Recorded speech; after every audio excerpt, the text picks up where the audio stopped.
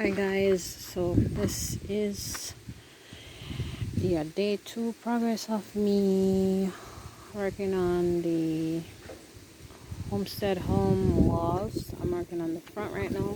Got the rebars in as I posted in the previous video. Got the blocks here. I'm currently mixing concrete to start laying out the blocks. It's 4 o'clock. Hopefully I can get this done by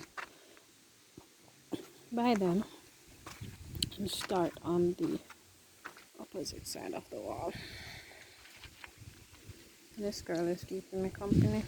So yeah, I'll post it when I'm finished. I'm not going all the way up right now. I'm just going to that 5.